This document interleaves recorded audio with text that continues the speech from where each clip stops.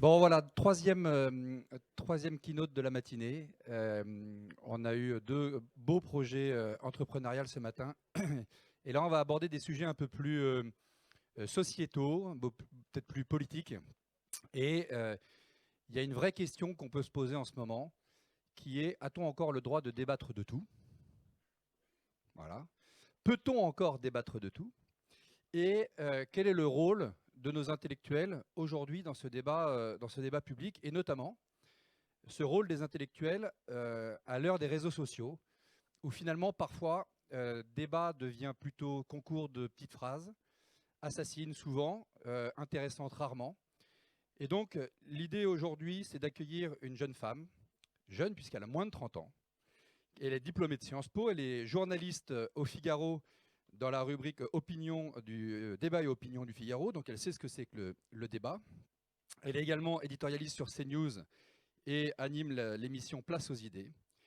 Et elle a écrit trois ouvrages déjà. Le premier qui est Adieu mademoiselle, le deuxième Le port émissaire, terreur ou contre-révolution, et le troisième qui est La guerre des idées au cœur de l'intelligentsia française.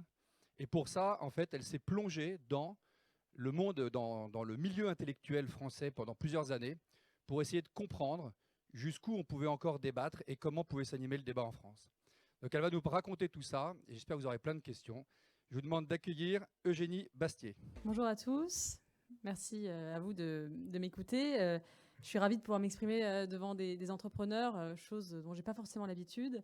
Et j'espère que ça vous intéressera, parce que souvent, justement, le monde de l'entreprise et le monde des idées ne sont pas forcément connectés, et je trouve que c'est un peu dommage. Et j'espère que voilà, cette présentation vous donnera le goût et du goût de l'intérêt pour le débat intellectuel. Alors, la question à laquelle je voudrais répondre, c'est effectivement, le débat est-il encore possible dans nos démocraties, et en particulier en France, parce que, voilà, je vais y revenir, mais la France, c'est vraiment, pour moi, et c'est pour ça que j'ai fait ce livre, la patrie du débat d'idées, la patrie des intellectuels. Et il y a un rôle vraiment spécifique de l'intellectuel dans notre pays qui, je pense, doit être préservé, entretenu, surtout à l'heure d'une mondialisation qui impose finalement une certaine homogénéité des débats au niveau mondial. Et voilà, donc je reviendrai d'abord sur ces spécificités françaises. Ensuite, je montrerai en quoi le débat, selon moi, aujourd'hui est menacé. Et enfin, comment on peut, selon moi, le préserver et l'entretenir.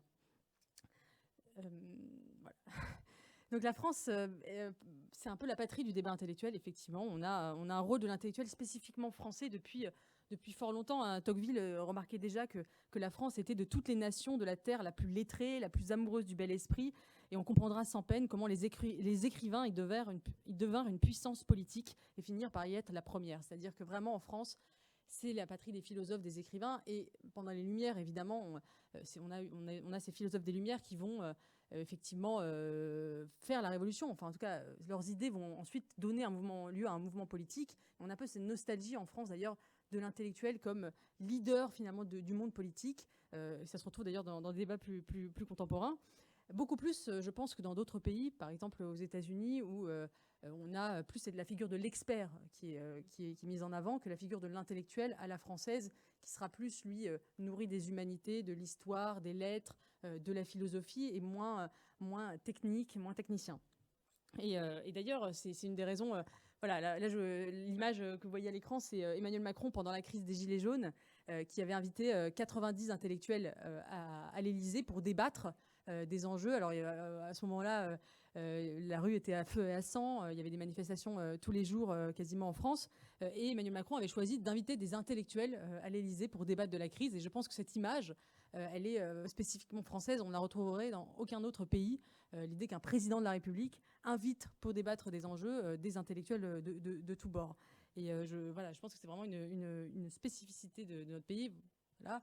Je pense que le rôle de l'intellectuel en France, il va se cristalliser plutôt à la fin du 19e siècle, à un moment de l'affaire Dreyfus, où effectivement vous avez Zola qui, dans l'Aurore, va faire son fameux J'accuse. Et c'est ce moment-là que naît le mot intellectuel. Barrès va l'utiliser pour qualifier les gens qui défendent Dreyfus en disant vous êtes des intellectuels, c'est-à-dire vous êtes des gens qui est dans l'abstraction, qui est éloignés du peuple, qui est finalement pas connectés au réel. Et donc c'est plutôt une injure au départ, le mot d'intellectuel. Et cette tradition finalement de l'intellectuel engagé, telle qu'elle va être formulée par Zola, elle va se retrouver ensuite tout le long du XXe siècle avec plein de figures d'intellectuels engagés à gauche, Sartre évidemment, Bourdieu, Foucault, qui sont des gens qui vont être très très engagés et qui vont mettre finalement comme le dit Sartre, il a une bonne définition, je trouve, de l'intellectuel. Il dit un intellectuel, c'est quelqu'un qui se mêle de ce qu'il ne le regarde pas.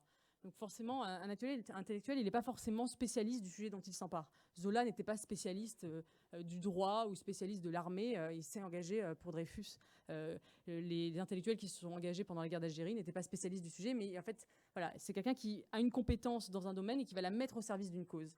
Et parfois pour le meilleur, c'est-à-dire effectivement un engagement, et pour le pire aussi, parce que parfois, l'engagement prend le pas sur le goût de la vérité qui doit guider les intellectuels. Et c'est Sartre, par exemple, en 1954, qui rentre du RSS et qui dit la liberté de critique est totale en URSS, alors qu'on est au pic du stalinisme, parce qu'il est tellement engagé dans le communisme qu'il ne voit pas le réel.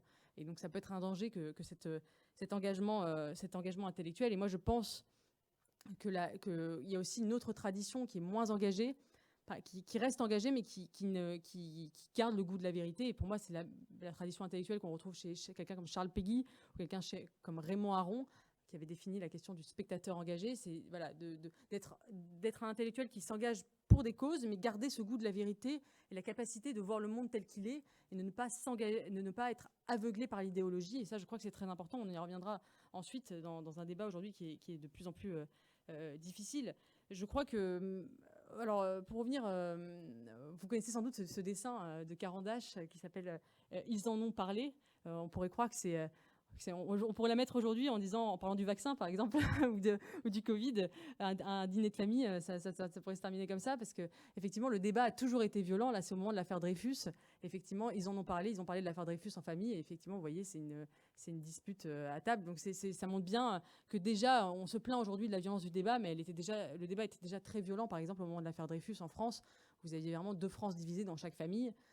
Et des gens qui ne se parlaient pas, qui étaient qui se battaient. Certains intellectuels se battaient à coups de canne au quartier latin. Péguy en parle très bien. Donc il faut aussi relativiser l'idée qu'aujourd'hui il y aurait une violence particulière. Même si je vais revenir, il y a des menaces spécifiques qui sont contemporaines, mais je pense qu'il faut se garder de l'illusion que le débat c'est finalement un dialogue tranquille, apaisé au coin du feu. Finalement, et qu'il n'y a jamais eu qu'avant il n'y avait pas de violence et qu'il y en a maintenant aujourd'hui. Voilà, il y en a eu pendant l'affaire Dreyfus. Socrate a été assassiné, a été tué pour ses idées. Le débat a toujours été quelque chose d'assez violent. Voilà. Et je pense qu'il y a une illusion dans les années 80-90, au moment de la chute du mur et de l'effondrement du communisme. Les intellectuels se sont dit, notamment en France, c'est le cas de, par exemple, quelqu'un comme Pierre Nora ou Marcel Gauchet qui ont créé la revue Le Débat en 1980. C'était l'année de la mort de Sartre. Et ils ont créé la revue Le Débat en disant finalement on va en finir avec cette idée d'un débat intellectuel idéologique violent. On va laisser la place à l'expertise. Ça va être un débat apaisé, un dialogue, parce que maintenant les idéologies c'est terminé. Finalement, c'est un peu la fin de l'histoire de Francis Fukuyama. C'est l'idée que finalement il n'y a plus vraiment d'enjeu idéologique. Il y a juste une bonne gestion de l'économie. La démocratie et le droit vont triompher. Finalement, c'est l'économie qui compte plus que la politique. Et on va arrêter de se disputer. En fait, tout ça a volé en éclats à partir des années 2000. Et là, c'est vrai qu'on a un retour finalement de la conflictualité avec des oppositions idéologiques sur des sujets très très forts. À partir de 2001, les tours du 11 septembre, le retour du tragique en fait dans les sociétés occidentales qui croyaient avoir tourné la page finalement du tragique, de l'histoire et qui finalement se retrouvent à nouveau dans une conflictualité. Et donc là, depuis les années 2000, il y a un retour voilà, d'un débat qui peut être violent. Et je pense qu'effectivement, on vit aujourd'hui une menace sur le débat. Alors comme je disais, effectivement, la vie intellectuelle a toujours été violente, mais aujourd'hui, il y a une menace spécifique. C'est vrai qu'on a tous l'impression, je pense, dans notre vie de tous les jours, que ce soit dans nos familles ou dans nos entreprises, on a tous l'impression que le débat est devenu difficile, compliqué, que finalement l'argumentation est devenue compliquée à mettre en œuvre, que chaque argument est pris comme une offense, que chaque critique est pris comme une forme d'agression.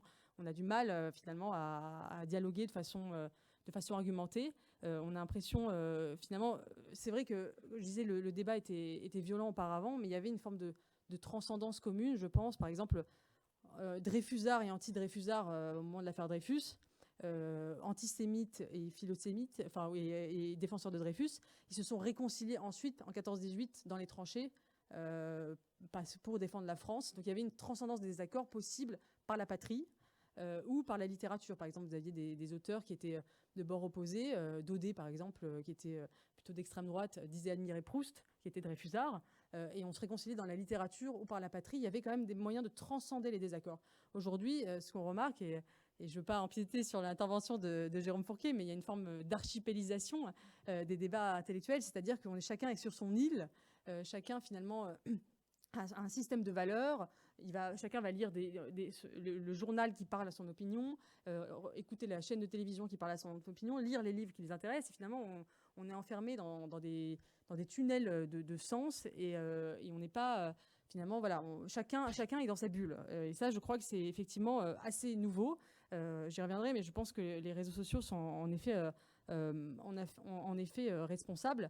Et je pense que c'est ce qui m'a frappé quand j'ai fait ce livre et que j'ai rencontré beaucoup d'intellectuels. Ils me disaient tous qu'ils avaient énormément de mal à débattre avec des gens de bord opposé, qu'il n'y avait plus finalement de plateforme commune, même à la télévision. Il n'y a plus de grande... Depuis que l'émission de Tadei, Ce soir ou jamais, a été interrompue, qui était sur le service public, qui était une émission où il pouvait inviter des gens vraiment de bord totalement opposés qui débattaient.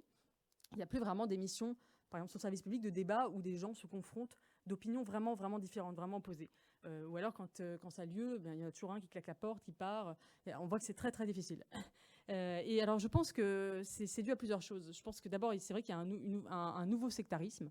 Le sectarisme idéologique a toujours existé. Quand Sartre dit « tout anticommuniste est un chien », on ne peut pas dire qu'il soit très, très respectueux du point de vue de l'adversaire. Mais il ne dit pas « tout anticommuniste me blesse dans ma dignité, me blesse dans ma personne », me fait du mal. Disons que c'était un sectarisme intellectuel. Là, je pense que le problème du nouveau sectarisme, c'est que c'est un sectarisme qui est fondé sur l'émotion. Et c'est notamment le cas de cette nouvelle culture woke. Vous savez, cette culture qui vient des campus américains.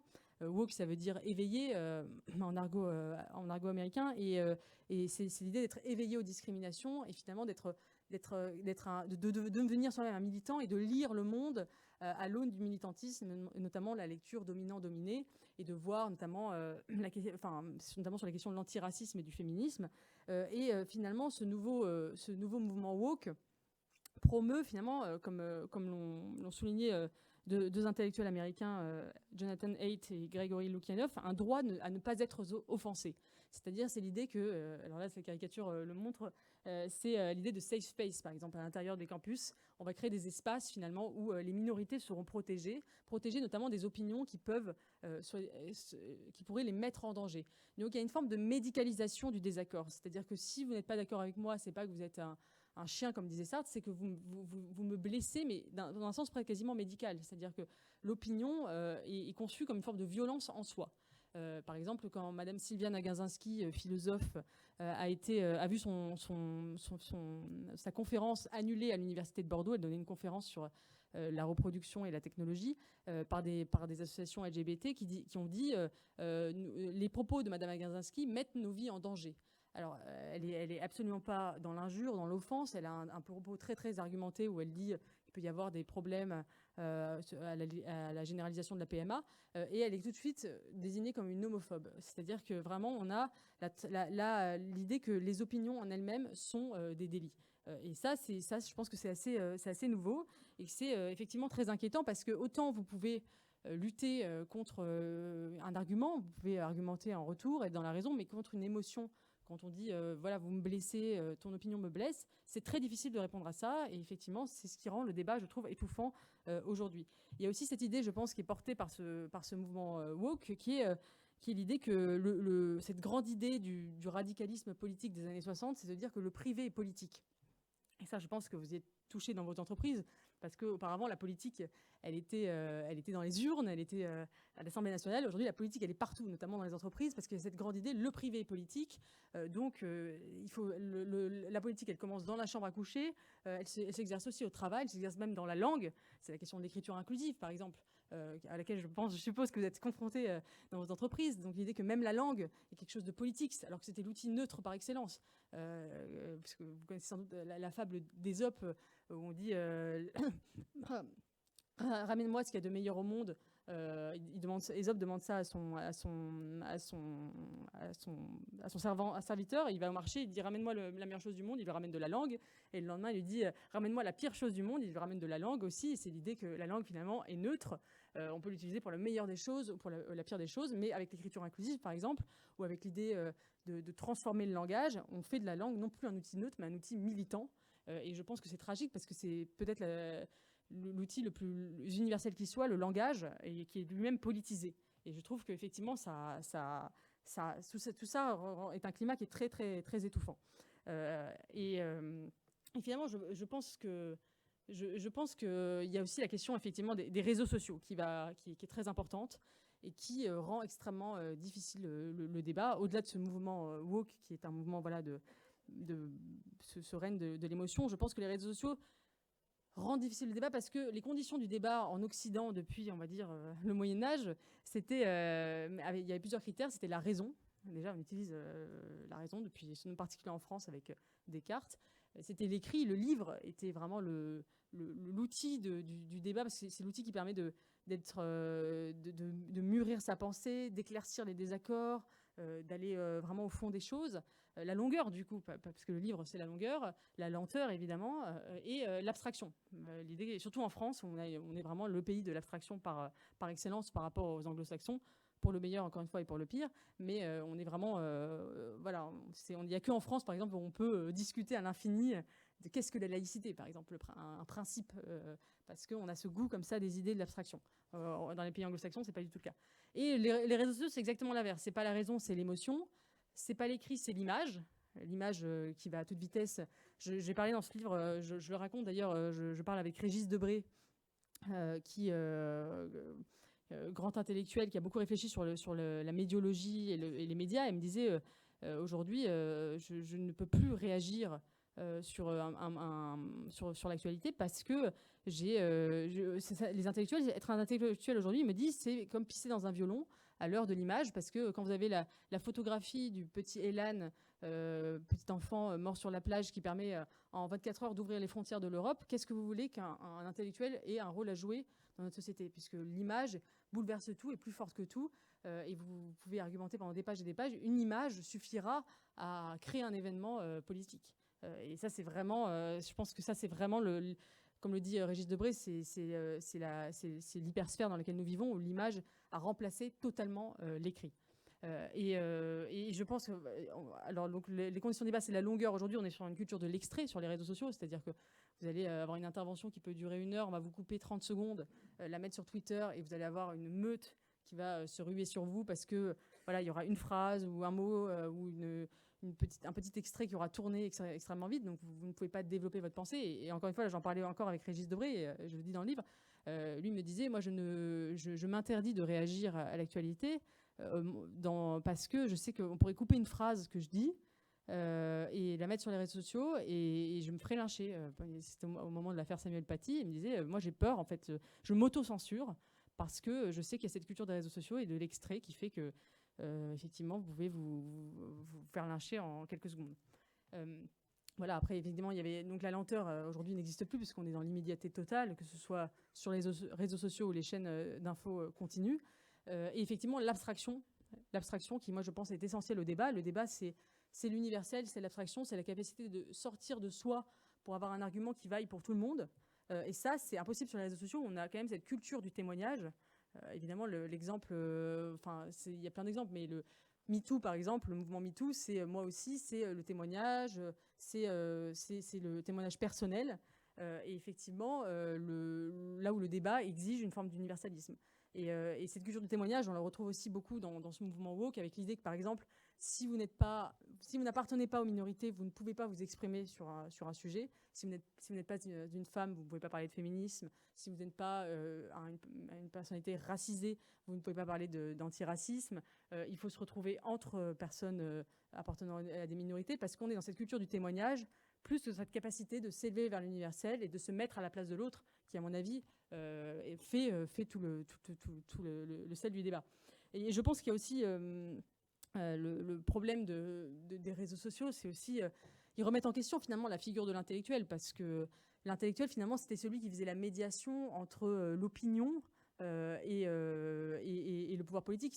C'est lui, par exemple, quand Zola dit « j'accuse », on avait besoin de Zola pour prononcer ce « j'accuse ». Aujourd'hui, tout le monde est Zola avec son smartphone. Tout le monde peut envoyer des « j'accuse » à la minute. Et d'ailleurs, je prenais l'exemple du livre « Indignez-vous » de Stéphane Hessel, qui est sorti en 2010, qui était Stéphane Hessel, intellectuel, résistant, qui a fait ce petit livre qui a fait un carton en 2010, qui a été vendu à plus d'1 million d'exemplaires. Et finalement, les réseaux sociaux ont réalisé cette injonction. Indignez-vous, parce que aujourd'hui, c'est l'indignation permanente. Tout le monde est Zola avec son smartphone. Tout le monde tweet des j'accuse à longueur de journée. Et tout le monde est devenu finalement... on est dans le règne de l'indignation permanente. Et je pense que tout ça empêche finalement le débat et le rend extrêmement compliqué. Alors, comment retrouver ce débat, ce goût du débat, et surtout pourquoi le retrouver? Parce qu'on pourrait se dire, après tout, le débat, pourquoi le débat pour le débat? Est-ce que ça a de l'intérêt? Est-ce qu'il faut finalement sauver le débat dans nos démocraties? Est-ce que c'est si important que ça? Moi, je pense que c'est très important. Je vais expliquer pourquoi. Je pense que pour retrouver les conditions du débat, il faut d'abord, je pense, retrouver une distinction des ordres. C'est-à-dire qu'aujourd'hui, effectivement, on vit dans une société où les ordres sont complètement bouleversés. Vous connaissez la distinction des ordres selon Pascal. Il y avait l'ordre de l'esprit, l'ordre des corps et l'ordre de la charité. Bon, on va peut-être pas revenir à Pascal, mais au moins faire une distinction, je pense, entre le privé et le politique. Il y a des choses qui relèvent de la politique et d'autres qui relèvent du privé. Et je pense que dans votre entreprise, par exemple, la place de l'idéologie en entreprise, à mon avis, l'idéologie devrait rester en dehors de l'entreprise. Et je suis assez frappée de voir à quel point aujourd'hui les grandes multinationales embrassent justement tous ces mouvements militants, que ce soit Black Lives Matter ou un féminisme radical. D'ailleurs, de façon un peu... c'est une manière pour elles de montrer facilement leur vertu, hein, ce que les Américains appellent le virtue signaling, le signalement vertueux. C'est-à-dire que plutôt que relocaliser ma production en Europe ou en France, eh bien je fais du féminisme ou de l'antiracisme cosmétique, marketing. Je dis que voilà, je suis Black Lives Matter. Quand je suis Louboutin, j'offre des chaussures à Assa Traoré. Et comme ça, je me rachète un peu une vertu. Et ça coûte pas cher, en fait. Et ça permet de se placer du bon côté de l'histoire. Et je trouve que ça crée des crispations là où il ne devrait pas y en avoir, c'est-à-dire dans la culture de l'entreprise, où finalement, qui devrait, à mon avis, ne pas être contaminé par l'idéologie. Et d'ailleurs, j'observe qu'aujourd'hui, la politique, elle est partout, sauf justement là où elle devrait être, c'est-à-dire dans les urnes. On l'a vu pendant les régionales, où il y avait un taux d'abstention absolument phénoménal. Et finalement, comme si... alors, on a eu la politique dans les stades de foot, on a la politique dans les entreprises, on a la politique dans les marques, dans le sport, mais on n'a pas de politique là où elle devrait être, c'est-à-dire quand il faut élire des gens pour diriger nos démocraties. Et ça, je pense que les deux sont corrélés, c'est-à-dire qu'à force de mettre de la politique partout, on fait croire aux gens finalement que ça ne sert à rien de voter, qu'on agit plus en faisant du militantisme sur les réseaux sociaux, en faisant de l'agite propre, en faisant jouer des minorités actives. Et justement, ça laisse la prime à la tyrannie des minorités plutôt qu'à la majorité qui s'exprime normalement par le vote.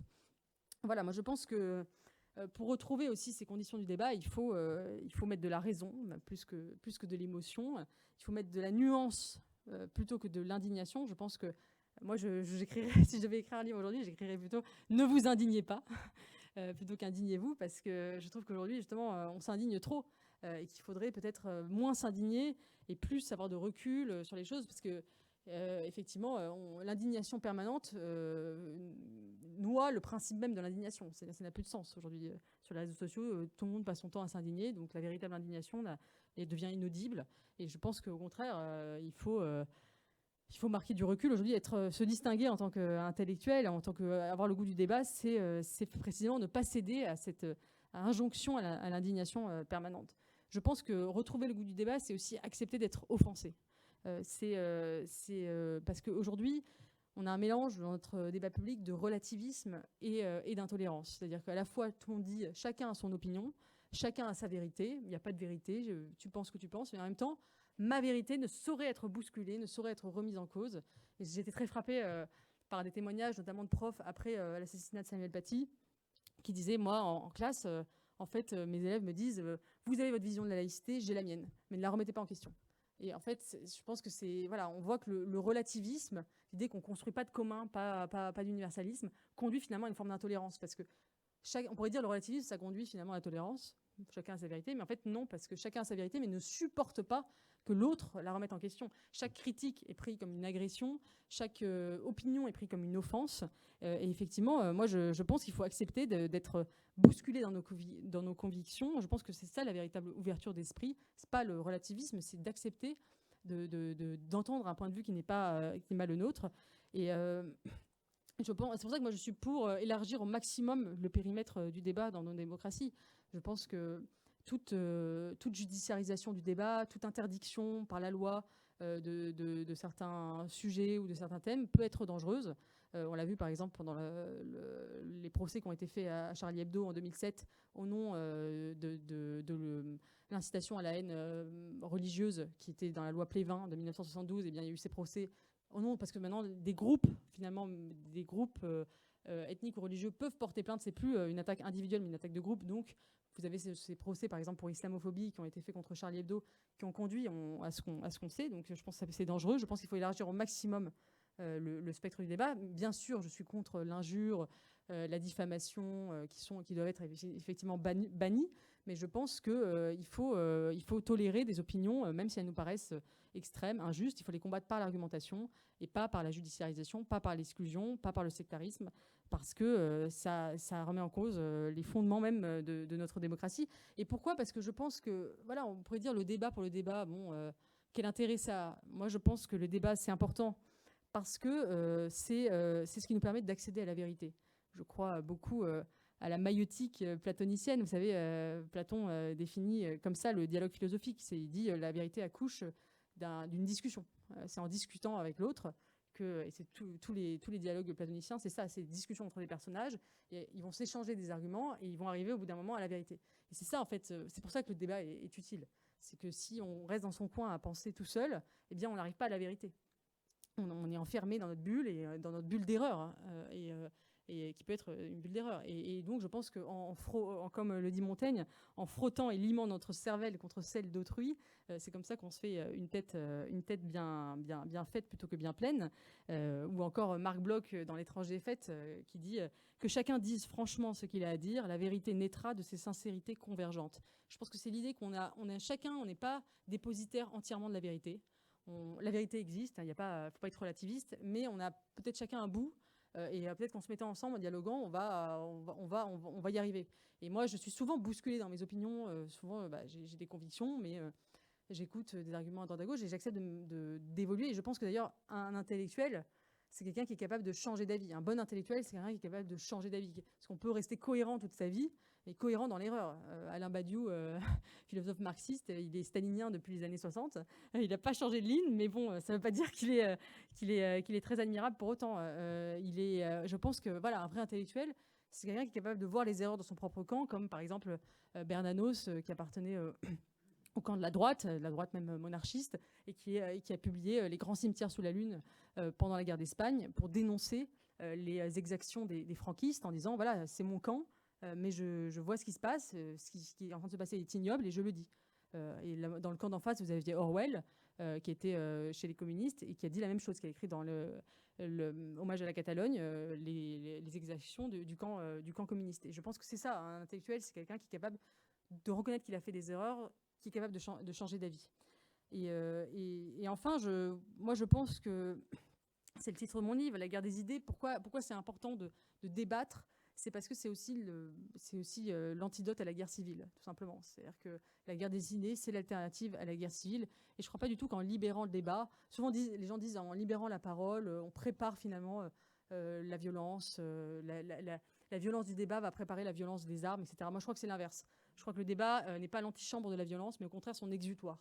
C'est parce qu'on débat des choses qu'on n'en arrive pas à la violence, qu'on n'en arrive pas aux armes, parce qu'on a cette capacité, c'est ce qu'on a inventé en Occident avec la démocratie pluraliste et délibérative, pour échapper justement, après les guerres de religion, à ce traumatisme des guerres de religion. On a organisé comme ça la société.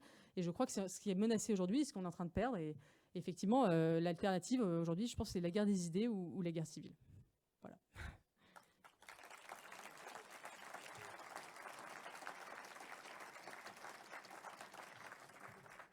Merci beaucoup. Bon, on va se poser à côté là parce que je pense qu'il va y avoir plein de débats. Normalement, ça doit susciter des réactions.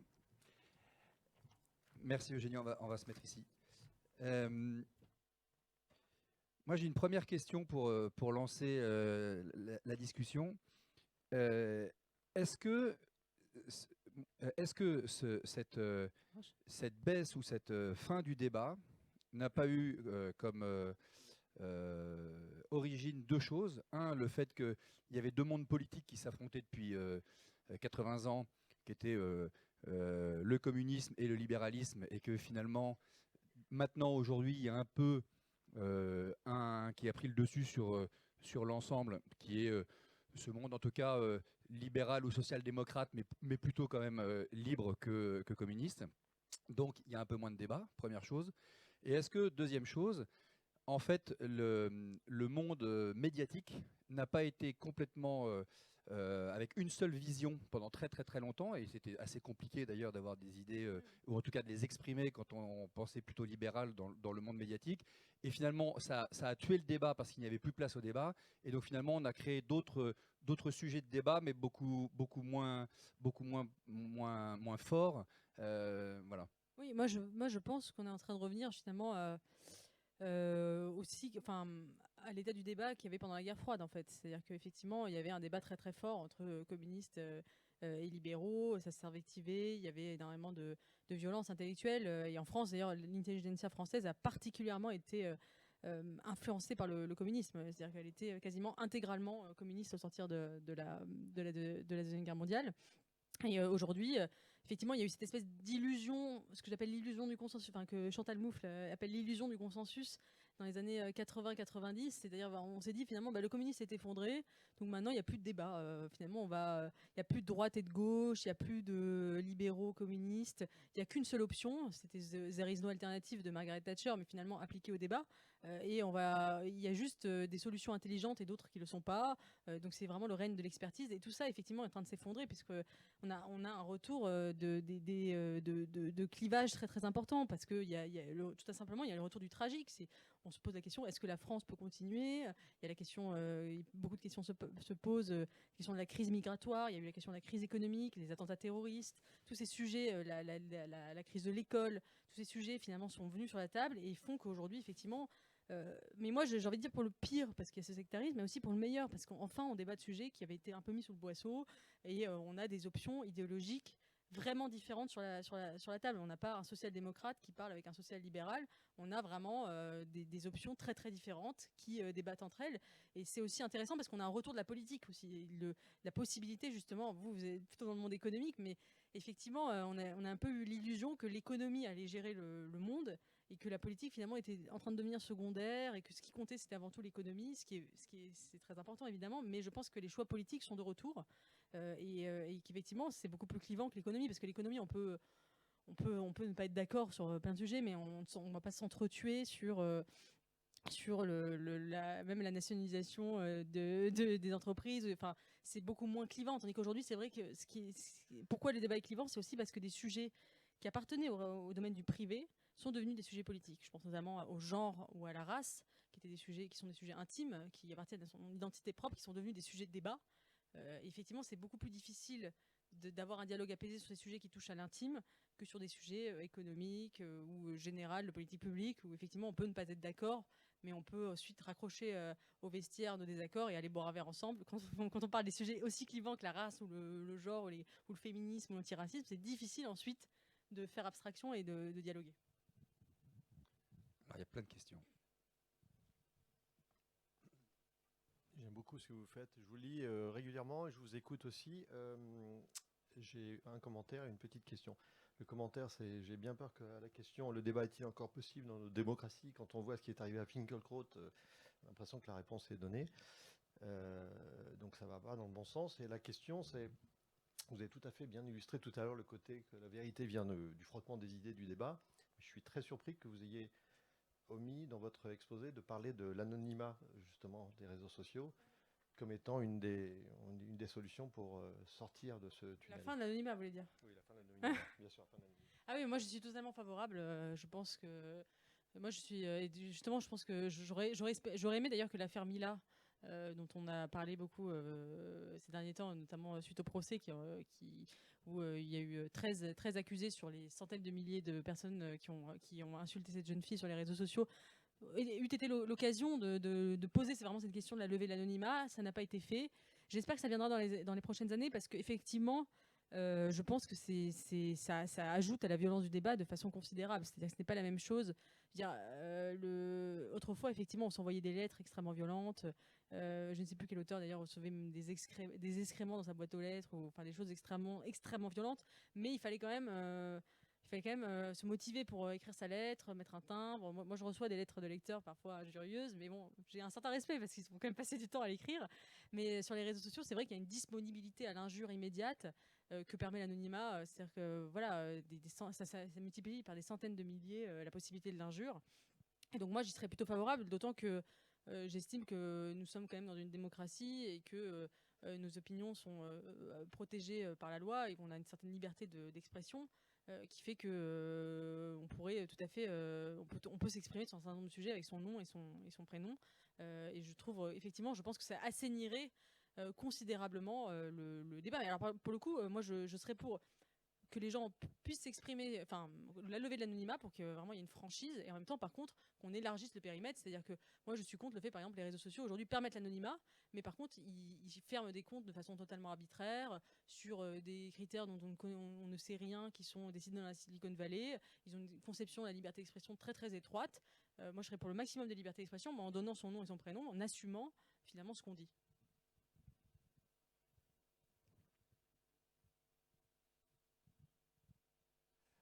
Est-ce que cette évolution de ces discussions dans tous les sens, comme vous l'avez décrit, n'est pas liée à l'effondrement de la qualité de l'enseignement public en France, selon tous les classements internationaux, d'une part, et d'autre part,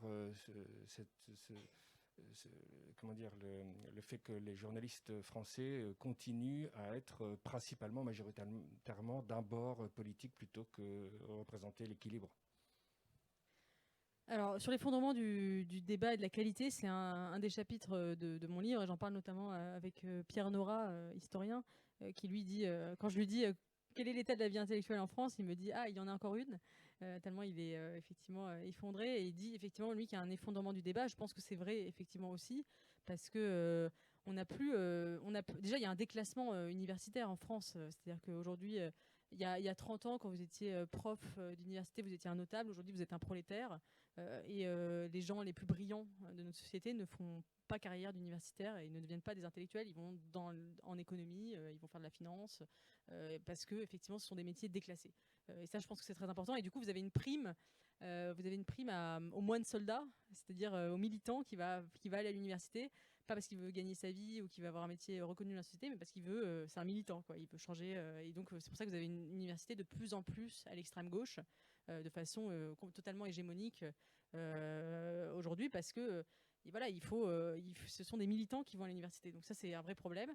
Et il y a aussi effectivement un effondrement des humanités, ça c'est sûr, qui ont été déconstruites, l'histoire, les lettres, en profit justement de la sociologie notamment, et de tout ce mouvement aussi des studies qui vient des États-Unis, où on se spécialise plus par discipline, mais par objet de recherche. C'est-à-dire qu'on va faire gender studies, fat studies, même cultural studies. On va se spécialiser dans un domaine qu'on veut soi-même défendre et dans lequel on est soi-même un militant. Donc on confond militantisme et recherche en permanence. Et donc ça, je pense que ça abaisse aussi le niveau considérablement. Sur votre question sur les journalistes et le bord politique, je pense que c'est en train de changer. Effectivement, il y a eu une hégémonie pendant très très très longtemps à gauche des médias, de façon totalement écrasante. Aujourd'hui, il y a davantage de pluralisme, je dirais, même si le service public reste très à gauche. Mais vous avez un équilibre finalement entre un service public très à gauche et des médias privés plutôt à droite. Notamment, il y a plusieurs pôles de médias privés qui sont très à droite. Et donc je pense qu'il y a un équilibre qui est en train de se recréer. Je serais plus méfiante par contre sur l'université, effectivement, où l'université est en train véritablement de dans une forme de séparatisme par rapport aux autres, au reste de la société, parce que vous avez, selon une étude récente, par exemple, il y a une étude qui a été faite à l'université qui dit que 94% des sociologues, des professeurs en sociologie, sont de gauche, enfin se déclarent de gauche, se placent de gauche sur l'échiquier politique, versus, je crois, 28% de la société. Donc on voit bien qu'il y a un décalage de plus en plus grand, et ça c'est effectivement problématique parce que ce sont eux qui transmettent le savoir, et donc il y a effectivement un biais évident. Allô, juste une question, Eugénie. En fait, est-ce que c'est pas la victoire de Thomas Hobbes dans le Léviathan, c'est-à-dire la guerre de tous contre tous? C'est un peu ça, les réseaux sociaux, il y a de ça, effectivement, parce qu'il n'y a pas d'autorité qui confisque les armes et qui a le monopole de la violence ou le monopole du débat. Il y a un peu de ça, effectivement. On revient dans une société extrêmement tribale, hein, en tout cas, où finalement le pré-contrat social, quoi. C'est vraiment chacun est dans sa tribu. Il n'y a plus de règles, plus de communs. Effectivement, la question c'est qui va être le Léviathan, c'est-à-dire qui va contrôler ces réseaux sociaux. Est-ce qu'on va donner le pouvoir aux GAFAM, ce qu'on est en train de faire aujourd'hui, c'est-à-dire de réguler eux-mêmes les contenus dont ils sont, alors qu'ils ont un monopole total sur les réseaux. Ça c'est très problématique aujourd'hui, c'est-à-dire que on peut penser ce qu'on veut de Trump. Le fait que son compte Twitter ait été supprimé alors qu'il était président des États-Unis, c'est quand même un précédent qui pose question. C'est-à-dire que Twitter a une puissance, il peut censurer un président de la République, il peut supprimer un compte au nom des motifs qui n'ont pas été décidés, délibérés démocratiquement. Et ça pose une véritable question. Jusqu'où laisserons-nous les GAFAM réguler eux-mêmes ces contenus, ou est-ce que effectivement la puissance publique doit s'en emparer et elle-même créer des instances régulatrices et modératrices? En a-t-elle encore les moyens, d'ailleurs? C'est une vraie question.